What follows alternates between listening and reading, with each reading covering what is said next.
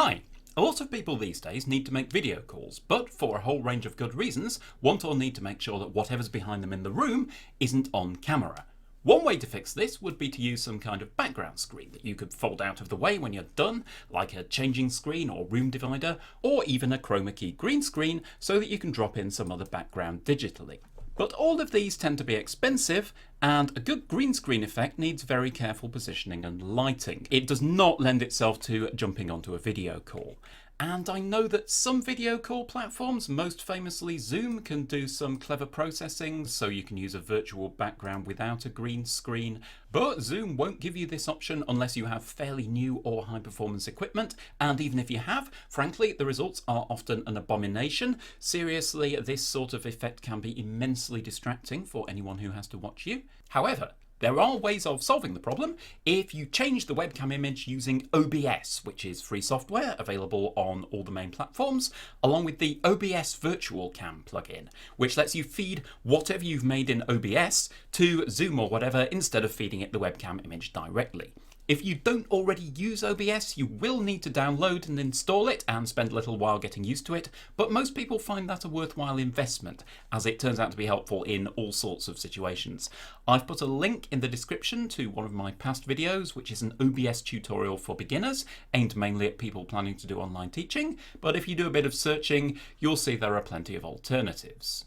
So, I'm going to assume you've watched my tutorial or you're otherwise familiar with OBS. If so, you've probably already spotted one possibility, which is to bring in the webcam as a source and then crop down the edges. Remember, hold down Alt to crop until we can only see your head. The downside is that this is going to look very weird if you use it with a picture background, and to be honest, it still looks pretty weird with a textured or a neutral background. One situation where this could be useful is if, for instance, you've got kids and your only real concern is that you don't want them turning up in shot. In that case, you could do this. At a time when they're out of the room, take a still image of what the webcam is showing. OBS doesn't have an option to do this, but you could, for instance, set it full screen and take a screenshot. I'm using ShareX here. And then use that as your background. So, real background, virtual background, real background, virtual background. And it doesn't look too bad, provided you don't waggle your head out of range, you can keep your shoulders still, and the light doesn't keep changing. Now we can improve on this quite a bit with just a little more work. The border between what's really coming from the webcam and your background doesn't have to be a rectangle. It can be any shape you like using what's called an image mask. So I'm going to demonstrate using the outline of my head and shoulders. Again, you need to start with a still image from the webcam, so let's just use the screenshot from before. Now we need to make it into a cutout image, so an image where the background has been completely removed and replaced with transparency. I'm going to do this using a web tool on the site for a photo editing package called InPixio, and it will handle most of the work automatically. There are loads of other ways to do this, including various similar web tools, but InPixio's is particularly good for the task in hand and is currently free. So we upload our image, and it's not obvious what's going on here, but basically it's asking us to indicate which areas we definitely want to make transparent and which ones we definitely want to keep. Everything else it will work out as best it can using its algorithms, if we let it, which is clever of it, but in this case it's really best to do the whole thing manually. It has to be right, but it doesn't have to be exact. So I'm going to start by swabbing a massive remove brush over the whole image, then use a smaller keep brush to fill in my head and shoulders, allowing a bit of a border. This border will need to be bigger the more you are likely to move around. I'm also going to keep the chair back, because the chair moves around a lot and it's a real pain in the neck to get it out of shot. Pressing apply gives you a preview, and you should also press apply last thing before you save or it won't make the changes. Now, the great thing here is that you can control how much feathering to use. Feathering is a soft dissolve into transparency around the edges. Set it to 0, you get a very hard line, set it to maximum and you get a sort of billowing cloud effect. Now, a moderate level of feathering covers a multitude of sins when what's in these border areas is sort of but not exactly the same colour as what's in your virtual background, because it merges quite gently and de-emphasises the mask. So I'm going to set it to 25. Now save the image. It always saves as a PNG file, which is a format that can manage transparency. One of InPixio's little quirks is that if the source file you started off with is something else, like a JPEG, it will cheerfully convert it to PNG format, but still leave the JPEG extension on. So save it somewhere else and give it a more sensible file name. Now, back in OBS, back to the webcam feed, uncrop it, go into Filters, and add an image mask stroke blend. Now, important here, you want alpha mask, alpha channel, not color channel. Look up alpha compositing if you want to know what that's all about. And under path, select the PNG file. And you'll see immediately that we're looking at my head and shoulders through a sort of head and shoulders shaped peephole. So here I am in the scene with the static screenshot behind me, and provided the lighting hasn't changed and the angles are right, it looks like a completely normal webcam shot, except that if anything moves out of the mask, it's not there. So real background, virtual background, real background, virtual background. Now, how much use is this if you're not going to show the room at all? Well, with a picture background, it's at least more pleasing to the eye than a bad zoom background, but it's still a little odd. You can perhaps do better with an abstract image. This obviously works better the more the colours match up. One idea would be to take the still image of the room and blur it. That's easily done in most photo editing packages, so that you've got the colours but not the shapes. But if you really want there to be just you and a virtual background, and you're expecting to be able to move any part of your head or shoulders by more than about 1 millimeter during the call, I'm afraid there is no alternative to using a chroma key filter with a physical screen.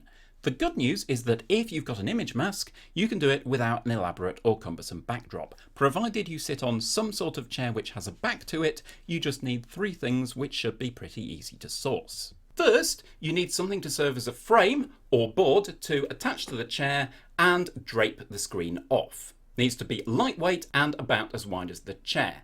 You could use a big plastic box lid like this, or maybe a clip frame made of acrylic, which you may know as perspex, plexiglass, lucite and so forth, or a thin sheet of MDF or some sort of big tray. You could even use cardboard from a packaging box. It doesn't need to take any weight, it just has to be rigid to hold a shape. So I'd say probably 2 layers of cardboard, turn one so that the corrugations are crossways, and use parcel tape or gaffer tape along the edges. I'm going to use this clothes drying frame because it's a nice width to attach to the chair, but I want a bit more width on the screen at the top just to make sure there's clearance around my shoulders, so I'm going to tape some folded cardboard along the top there. Second, you need something to secure the frame to the chair. Elastic cord with hooks on the ends like this is ideal. I've just knotted this piece off at the end there so it's a little bit shorter and fits snugly. You could also use something like Velcro or a strap with a buckle. You could even use string if you're good with knots, just so long as it holds the frame where it is and doesn't let it wriggle down off the chair. And finally, you need a sheet of cloth of uniform colour. And just to demonstrate that chroma key screens don't have to be green, I'm going to be using this pale blue bedsheet. Of course, it has to be a different colour from anything you want to show up on screen, including your clothes, skin, lips, hair, and don't forget your eyes. So, we lash the whole thing together like this.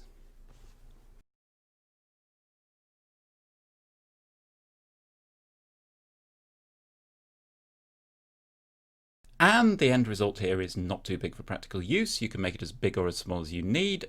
And of course, you can take it apart and fold it away when you're done with it. So we're back in OBS. You'll notice I've turned off the image mask filter because it's far easier to set up the chroma key without it. If you've seen the bit in my tutorial or anyone's tutorial on OBS chroma key, this should be mostly familiar.